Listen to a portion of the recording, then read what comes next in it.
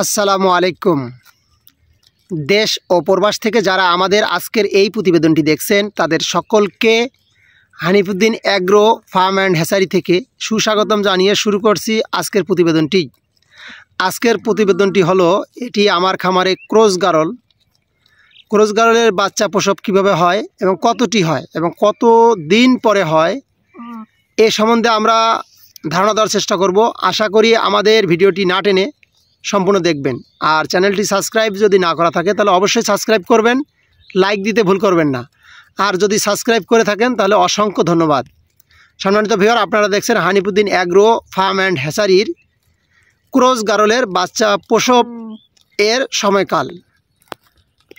সম্মানিত ভিউয়ার, আপনারা দেখতে পাচ্ছেন যে এই ক্রস গারলটি আমার খামারে এই একটি ক্রস গারল বর্তমান আছে। এটি সবেমাত্র একটি বাচ্চা প্রসব করলো। যদিও গারলগুলোকে আমি এই 15 থেকে 20 মিনিট আগে গোসল করে দিয়েছি, পুকুরে সাঁতরিয়ে দিয়েছিলাম। এরপর এই চরণভূমিতে নিয়ে আসা, এই যে আপনারা দেখতে পাচ্ছেন প্রতিটি গারলের শরীর এখন ভিজা। তা পুকুর থেকে সাঁতরিয়ে নিয়ে আসার পর গারলটি শুয়ে পড়লো।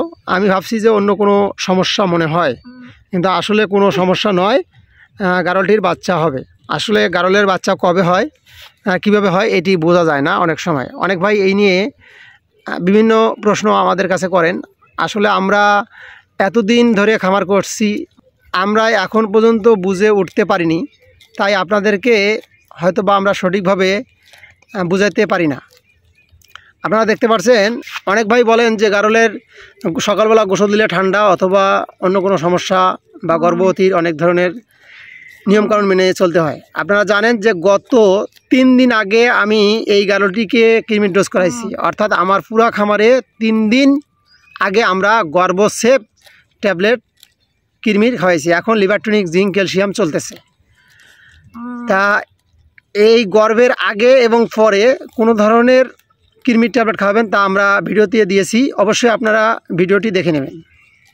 আশা করি এটি একটি ক্রস গারল, যদিও বাচ্চা ছোট হয়েছে। আমি আশাবাদী যে এই গারলটির আরও একটি বাচ্চা হবে।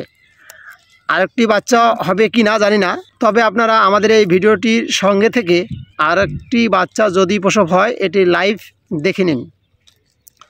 সম্মানিত ভিউয়ার, এর মাঝে আমরা একটু ঘুরে আসি।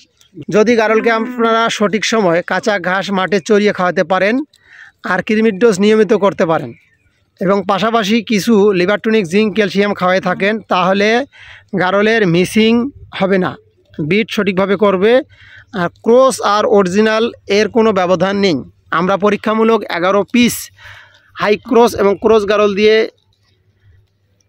খামার পরিচালনা করে দেখেছি বা পরীক্ষা করে দেখেছি, এতে আমাদের সময়ের কোনো হেরফের হয়নি। ক্রস গারলও যতদিন পর বাচ্চা দেয়, অরিজিনাল গারলও অতদিন পর বাচ্চা দিয়ে থাকে। তাই এসব গুজবে আমরা যারা কান দিচ্ছি তারা এখান থেকে বেরিয়ে আসুন। হয়তোবা অরিজিনাল গারলের একটু বডি শডি বড় বা খাদ্য বা চাহিদা একটু বেশি থাকে, এই ক্ষেত্রে অনেকজনে নার্ভাস ফিল করে। আসলে নার্ভাস ফিল করার কিছু নেই, অবশ্যই একটু খাবার বেশি আর কম এই নিয়ে কোনো সমস্যা নেই। মাঠে চড়িয়ে যদি খাবার খাওয়ান তাহলে তারা তাদের ইচ্ছা স্বাধীন খাবার গ্রহণ করে থাকবে। আলহামদুলিল্লাহ, আমার এই ক্রস গারলটির ঠিক 6 মাস 15 দিন পরে এই একটি বাচ্চা এখন পর্যন্ত জন্মগ্রহণ করলো। এটি আমরা যেহেতু মাঠে নিয়ে এসেছি এর জন্য এক্সট্রা কোনো ট্রিটমেন্ট নেইনি বা কোনো যত্ন নেইনি। আলহামদুলিল্লাহ, বাচ্চাটি সুন্দরভাবে প্রসব হয়েছে এবং বর্তমান যেহেতু রৌদ্র, এই রৌদ্রে বাচ্চাটি শুকাচ্ছে। আমি আশাবাদী যে গারলটি থেকে আরও একটি বাচ্চা হবে। জানি না আসলে হবে কি হবে না। এটি একটি অরিজিনাল হাই ক্রস এবং ভালো মানের একটি হাই ক্রস। এই বছরের শুরুতে এই গারলটি বাচ্চা দিয়েছিল, অর্থাৎ জানুয়ারি মাসের শেষের দিকে এই গারলটি একটি বাচ্চা দিয়েছিল প্রথম, আর এবার দ্বিতীয় বাচ্চা দিল। দেখা যাক কতটি বাচ্চা দেয়। ওই পর্যন্ত আপনারা আমাদের সঙ্গে থাকবেন আশা করি। সম্মানিত ভিউয়ার, বাচ্চাটি প্রায় 30 মিনিট সময় পার হয়ে গেল, এখন পর্যন্ত গারলটির আর কোনো বাচ্চা হওয়ার সম্ভাবনা আমরা দেখছি না। তাই আমাদের দুর্ভাগ্য অথবা সৌভাগ্য যেটিই বলেন না কেন, ক্রস গারলের অথবা হাই ক্রস জাতের গারলটির একটি বাচ্চা এবার দ্বিতীয়বারও হলো।